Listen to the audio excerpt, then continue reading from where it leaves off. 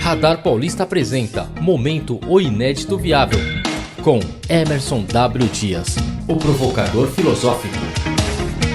E tá o Emerson W. Dias com a gente na linha. Muito boa noite, obrigado pela presença aqui, Emerson. Boa noite, Renato, boa noite a todos os ouvintes. E qual que é a sua, qual que é a frase, não, qual é o assunto do dia? Renato, hoje nós vamos falar sobre o paradoxo da tolerância. Paradoxo da tolerância, vamos lá. É isso aí. Bom, o paradoxo da tolerância é uma ideia defendida pelo Karl Popper. O Karl Popper é um grande filósofo deste século, né? Austríaco, britânico, e ele estudou muito profundamente método científico. Aliás, ele tem uma frase que está no meu livro, O Inédito Viável, né, o primeiro livro, que é: não existem verdades absolutas, somente hipóteses ainda não refutadas por alguém. Frase belíssima, porque é a frase da ideia da ciência, né, de que tudo está aí até que se prove o contrário, né? E uma vez que você prova o contrário, se desfez aquela verdade, você vai para outro paradigma, que é a outra verdade. Então, o paradoxo da tolerância do Karl Popper é uma ideia de que parece que não tem lógica, mas ela tem muito lógica e tem muito a ver com o que você estava falando no começo do programa. Eu vou ler uma frase, um texto do Karl Popper que explica bem essa ideia, né? Vamos lá. A ideia é o seguinte, ó. A tolerância ilimitada leva ao desaparecimento da tolerância. Se entendermos a tolerância ilimitada, mesmo aos intolerantes, e se não estivermos preparados para defender a sociedade tolerante do assalto da intolerância, então os tolerantes serão destruídos e a tolerância com eles. Isso é uma frase do Karl Popper de 1945 que eu vi num texto do Ricardo Rangel, que achei muito bonito. Ele escreveu isso agora dia 24, né? Eu vi no blog dele. Porque a ideia, Renato, de que a tolerância também há limites. Porque se você diz que a tolerância ela é ilimitada, o que acontece quando a tolerância ela é ilimitada? Os intolerantes superarão os tolerantes e, portanto, a tolerância deixa de existir. Olha que construção belíssima, né? No sentido de que você deve e tem que tolerar, mas quando, por exemplo, a sua vida está em jogo, você falava agora aí, por exemplo, né, das mancadas que nós temos visto aí das autoridades em relação à pandemia, ou seja, quando você tolera tudo, né, o que vai acontecer? Os intolerantes vão acabar com os tolerantes, porque você tolera até aquilo que não é aceitável, né? É verdade, então, muito bom. Tem uma... Pode falar. Não, só estou concordando, realmente, é isso mesmo. Tá, é muito exemplo, boa essa ideia, né? Sim, por exemplo, né, quando você olha a Declaração Universal dos Direitos Humanos, lá no artigo 19, ele dá total liberdade, que todo mundo tem direito, né, à liberdade de opinião. Todo mundo tem direito à opinião e expressão.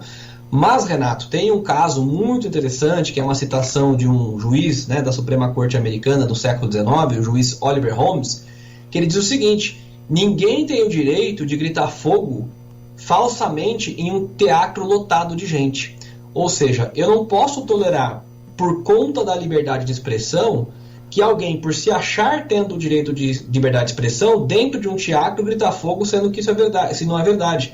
Porque isso vai matar gente, né, na correria, e vai ser gente pisoteada. Ou seja, mesmo a liberdade de expressão, ela tem certos limites que não se deve tolerar, porque ao tolerar, você acaba, inclusive, com a própria liberdade de expressão, porque você incorre na morte de outras pessoas, né? Então esse é o paradoxo da liberdade, o paradoxo da tolerância do Karl Popper, que é a ideia de que você, né, muita gente cita aquela frase que é atribuída ao Voltaire, né, que é: discordo daquilo que dizes, mas defenderei até a morte o direito de dizeres, que não é uma frase do Voltaire, é uma frase da Evelyn Beatrice Hall, que era uma pessoa que escreveu sobre Voltaire, né, num período em que as mulheres não podiam escrever, então elas usavam pseudônimo. Olha aqui, né, a intolerância.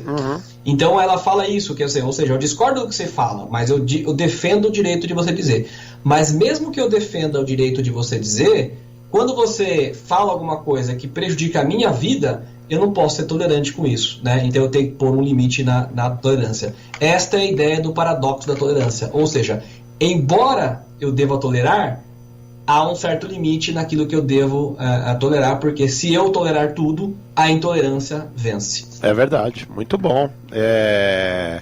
Justamente a questão, eu acho que passa também pela questão da liberdade de expressão, né? É justamente Exatamente. A liberdade de expressão, apesar de todo mundo dizer, é liberdade de expressão, e se, vamos dizer, se tentar se garantir em cima desse, que inclusive é uma lei, né, que faz parte da Constituição, a liberdade de expressão é uma garantia constitucional e tudo mais. Porém, como a gente viu, inclusive agora recentemente no caso aí daquele deputado que foi preso e tudo mais, né, é justamente... Né? Hã? O troglodita? O Silveira lá, né? Isso, o troglodita. O que acontece é justamente o que você está dizendo, né? Porque assim, se eu chegar aqui na rádio, por exemplo, armado e dizer que, olha, ou vocês me obedecem ou eu saio atirando para todo lado, os tolerantes aqui da rádio vão dizer, opa, peraí, o cara, ele até a página 10 ele pode fazer isso, agora daqui para frente não pode mais, assim, falar e tal. Agora, incitar a violência, incitar as pessoas... umas às outras, né, incitar essa violência para que as pessoas se matem e se prejudiquem, aí já não é um papel de liberdade de expressão, aí já vamos entrar num outro cenário, né?